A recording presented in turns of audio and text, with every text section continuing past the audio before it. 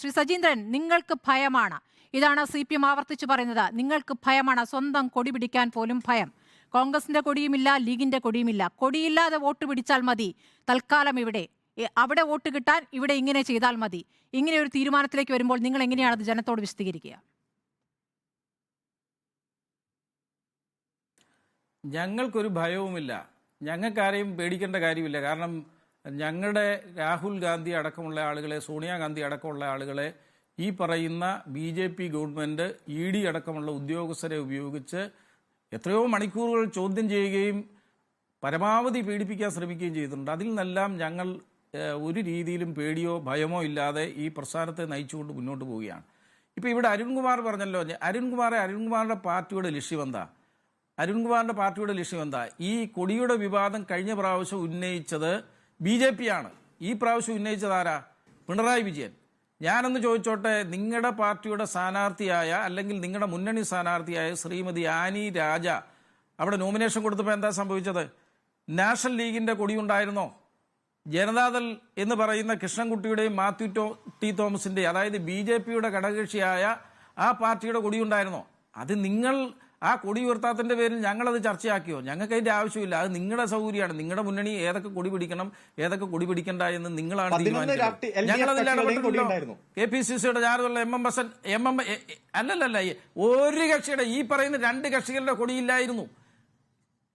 CPMന്റെ CPIയുടെ കൊടികൾ മാത്രമേ ഉണ്ടായിരുന്നുള്ളൂ. അങ്ങ് വീഡിയോ എടുത്ത് പരിശോധിക്കൂ. പിന്നെ ഞാനൊരു കാര്യം പറയാം. ഇപ്പോൾ കഴിഞ്ഞ കുറേ ദിവസങ്ങളായി ഈ പിണറായി വിജയന്റെ വാക്കുകൾ കേട്ടാണ് ഇന്ന് സ്മൃതി ഇറാനി വീണ്ടും ഈ കൊടിയുടെ പ്രശ്നം ഉന്നയിച്ചത്. പിണറായി വിജയൻ ഈ BJP നേതൃത്വത്തെ സന്തോഷിപ്പിക്കാൻ വേണ്ടി എന്ത് പ്രസ്താവന ഇപ്പം നടക്കും? ഞാൻ ഒരു കാര്യം പറയാം, ഈ അരുൺകുമാർ ഇന്ത്യ മുന്നണിയുടെ ഭാഗമാണോ? അല്ല. കേരളത്തിൽ ഇന്ത്യ മുന്നണിയുടെ ഭാഗമാണെന്ന് ഇവർക്കാർക്കും പറയാൻ കഴിയില്ല. കേരളം വിട്ടു കഴിഞ്ഞപ്പോൾ ഞാനൊരു കാര്യം പറയാം. കഴിഞ്ഞ 2019 ലോക്സഭാ തെരഞ്ഞെടുപ്പിൽ BJPക്ക് 37.36% വോട്ട് കിട്ടിയിട്ടുണ്ട്. കോൺഗ്രസിന് 19.49% വോട്ട് കിട്ടിയിട്ടുണ്ട്. CPIMന് 1.77% വോട്ട് കിട്ടിയിട്ടുണ്ട്. CPIക്ക് 0.58% വോട്ട് കിട്ടിയിട്ടുണ്ട്. CPIക്ക് 2 സീറ്റും അതേപോലെ തന്നെ CPIMന് 3 സീറ്റുമേ ഉള്ളൂ. ഇപ്പോൾ ഈ 3 സീറ്റുള്ള CPM യഥാർത്ഥത്തിൽ BJPയെ പുറത്തിറക്കാൻ വേണ്ടി ഇന്ത്യ മുന്നണിയുടെ ഭാഗമാകേണ്ടതാണ്. ഇന്ത്യ മുന്നണിയുടെ ഭാഗമാകാത്ത എന്താന്ന് ചോദിച്ചു കഴിഞ്ഞാൽ, പിണറായി വിജയനാണ് ഇന്ന് ഇന്ത്യയിലെ CPMനെ നയിക്കുന്നത്. പിണറായി വിജയൻ പറയാതെ യെച്ചൂരിക്ക് പോലും അനങ്ങാൻ പറ്റില്ല. യെച്ചൂരിക്ക് ഇന്ത്യ മുന്നണിയുടെ ഭാഗമായി എല്ലാ മീറ്റിങ്ങിലും വരണമെന്ന് ആഗ്രഹമുണ്ട്. അദ്ദേഹത്തെ വിടാൻ തയ്യാറല്ല. ഞാൻ ചോദിക്കട്ടെ, രാഹുൽ ഗാന്ധി രണ്ടാമത് നടത്തിയ ഭാരത ജോഡോ യാത്ര മണിപ്പൂരിൽ നിന്ന് ആരംഭിച്ച് മുംബൈയിൽ അവസാനിപ്പിച്ചപ്പോൾ ബാക്കിയുള്ള ഇടതുപക്ഷത്തെ മുഴുവൻ കക്ഷികളും ഇവിടെ ഹാജരായി. CPMന്റെ ആളുകൾ ഹാജരായില്ല. ഭാരത് ജോഡോ യാത്രയിൽ ഒന്നാം ഭാരത് ജോഡോ യാത്ര കന്യാകുമാരിയിൽ നിന്ന് ആരംഭിച്ച് കാശ്മീരിൽ അവസാനിപ്പിച്ചപ്പോൾ കേരളം ഒഴിച്ചുള്ള ബാക്കിയുള്ള സംസ്ഥാനങ്ങളിലെ CPMന്റെ എല്ലാ പോഷക സംഘടനകളും CPMന്റെ നേതാക്കളും പങ്കെടുക്കുകയും രാഹുൽ ഗാന്ധിയെ സ്വീകരിക്കുകയും ചെയ്തു. എന്തുകൊണ്ടാണ് ഈ കേരളത്തിൽ പോട്ടെ, എന്തുകൊണ്ടാണ് അഖിലേന്ത്യാ തലത്തിൽ യെച്ചൂരിക്ക് പോലും ഇന്ത്യ മുന്നണിയുടെ ഭാഗമാകാൻ വരാത്തത്? വേറൊന്നുമല്ല, ഇപ്പോൾ പിണറായി വിജയൻ കോൺഗ്രസ് BJP ഇതര മുഖ്യമന്ത്രിമാരിൽ അറസ്റ്റ് ചെയ്യുകയും ചോദ്യം ചെയ്യപ്പെടാൻ ചെയ്യാത്തത് ഒരേ ഒരു മുഖ്യമന്ത്രിയേ ഉള്ളൂ. കാരണം മകളുടെ മാസപ്പടി വിവാദം SFI അന്വേഷിച്ചുകൊണ്ടിരിക്കുകയാണ്. അതുകൂടാതെ ഒട്ടനവധി കേസുകളുണ്ട്. കരിവന്നൂർ ബാങ്ക് കേസുണ്ട്. മെയ്ദീൻ മുൻ മന്ത്രി ചിലപ്പോൾ അകത്താകും, അത് അന്വേഷിച്ചുകൊണ്ടിരിക്കുകയാണ്.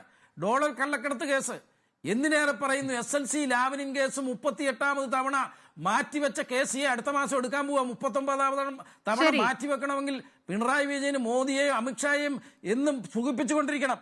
അപ്പൊ ഈ യാഥാർത്ഥ്യങ്ങളെല്ലാം നിൽക്കുന്ന സമയത്ത് പിണറായി വിജയന്റെ ഇപ്പോഴത്തെ ശൈലി എന്താ? ഈ പറയുന്ന സ്മൃതി ഇറാനി നാളെ പോയി ഡൽഹി പോയി റിപ്പോർട്ട് കൊടുക്കും. നമുക്ക് അനുകൂലമായിട്ടാണ് കേട്ടോ അവിടെ പിണറായി വിജയൻ എല്ലാ പ്രസ്താവനയും നടക്കുന്നത്. നിങ്ങൾ EDയും CBIയും ആയുധമാക്കുന്നു എന്നുള്ള കാര്യം ദേശീയ തലത്തിൽ ആവർത്തിച്ചു പറയുമ്പോഴും ഇവിടേക്ക് ED എന്താണ് വരാത്തത് എന്ന് സങ്കടപ്പെടുന്നത് എങ്ങനെയാണ് നിങ്ങൾക്ക് വിശദീകരിക്കാനാവുക? കേസുമായി ബന്ധപ്പെട്ട കാര്യങ്ങൾ പിന്നീട് പറയാം. നിങ്ങൾ ED ഇങ്ങോട്ട് വരൂ, ഈ ഘട്ടത്തിൽ വരൂ എന്ന് നിങ്ങൾ എങ്ങനെയാണ് ആവശ്യപ്പെടുക? ഡോളർ കള്ളക്കടത്ത് കേസ് ഞാൻ ചോദിച്ചോട്ടെ, ഡോളർ കള്ളക്കടത്ത് കേസ് എത്രയോ മുമ്പ് ED വന്ന് പരിശോധിക്കേണ്ടതായിരുന്നു. ഇവിടെ ലൈഫ് മിഷൻ പദ്ധതി, ആരാ മുഖ്യമന്ത്രിയുടെ പ്രൈവറ്റ് സെക്രട്ടറി ശിവശങ്കരൻ ജയിലിൽ കിടന്നത് സ്വാതന്ത്ര്യ സമരത്തിൽ പങ്കെടുത്തതിന്റെ പേരിലല്ല. അഴിമതി കേസിലാണ്, ലൈഫ് മിഷൻ പദ്ധതിയുടെ പേരിലാണ്. ആ ലൈഫ് മിഷൻ പദ്ധതിയുടെ പേരിൽ ആ ലൈഫ് മിഷൻ പദ്ധതിയുടെ ഒരു ഉദ്യോഗസ്ഥൻ മാത്രമാണ് IAS ഉദ്യോഗസ്ഥനായ ശിവശങ്കർ. ശരി, ശ്രീ സജീന്ദ്രൻ, ഇപ്പോൾ കരുവന്നൂർ കേസായാലും അതെ, മാസപ്പടി കേസായാലും അതെ, അന്വേഷണം തുടങ്ങി ഒരു പ്രത്യേക ഘട്ടത്തിൽ വേഗം വയ്ക്കുന്നു എന്നുള്ളത് നിങ്ങളും ശ്രദ്ധിക്കേണ്ടതാണ്. ഇപ്പോൾ തെരഞ്ഞെടുപ്പിലേക്ക് പോകുന്ന ഘട്ടത്തിൽ വേഗം വയ്ക്കുന്നു, ആ വേഗം വയ്ക്കാൻ പോകുന്നു എന്ന് പ്രധാനമന്ത്രി തന്നെ പറയുന്നു. ഇതൊക്കെ തന്നെയും ദേശീയ തലത്തിൽ അതേ സാഹചര്യം ഇവിടെയും കൊണ്ടുവരാൻ ശ്രമിക്കുന്നു എന്നതിൻ്റെ ഒരു ഉദാഹരണമാണ്. അവിടെ നിങ്ങൾ മറ്റൊരു നിലപാടെടുക്കുന്നത് അതെങ്ങനെ വിശദീകരിക്കുമെന്നുള്ളത് പറയേണ്ടതാണ്. ഇടവേളയ്ക്ക്